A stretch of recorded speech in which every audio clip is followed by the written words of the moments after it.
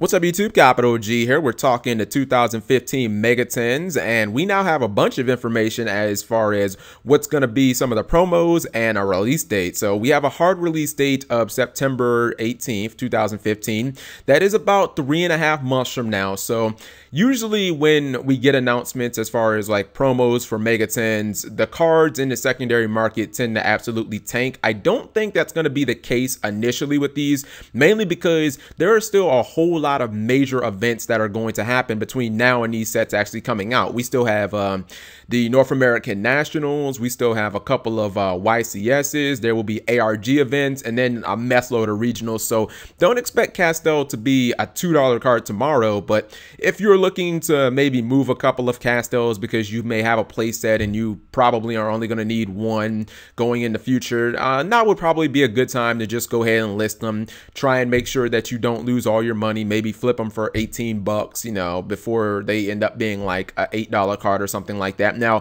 personally, I have to applaud Konami. I think that they picked some really good cards there. You see Castel, Majesty's Fiend, Dark Rebellion, Exceed Dragon, and then the Odd Eyes Pendulum Dragon.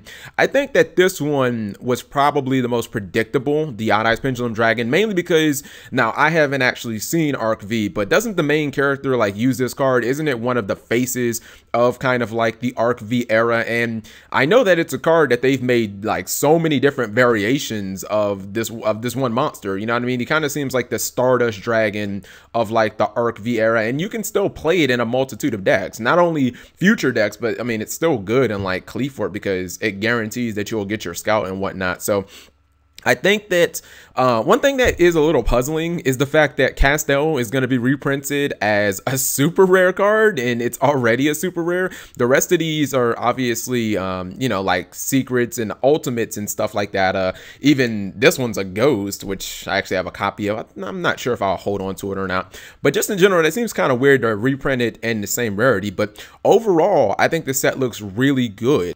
Now, the one thing that I find kind of interesting is that it says that there's only going to be one wave of the Mega 10s. Now, correct me if I'm wrong, but in years past, don't we usually get 2 waves of these? You know, like I know one year we had like Susono Wu and like Tiger King and whatnot. So usually there's 2 waves, but it says this year we're only going to get 1. So when these come out, you definitely have to go out and pick them up. Let me know what you guys think of these picks. I think that they definitely pick some good cards. And even though we do have a lot of archetype specific cards from New Challengers and Duelist Alliance, which they all seem fair game because those are the sets that these cards for the most part came out of. I think that it's probably better not to pick things like Deneb and Winda because only players who play those decks can play that. But I mean, everybody can pretty much play a Castel. Like everybody can run Dark Rebellion, Exceed Dragon. You can splash Vanity's Fiend, or excuse me, Majesty's Fiend into Burning Abyss and Shadows and Cleefort and like anti-meta tribute decks. So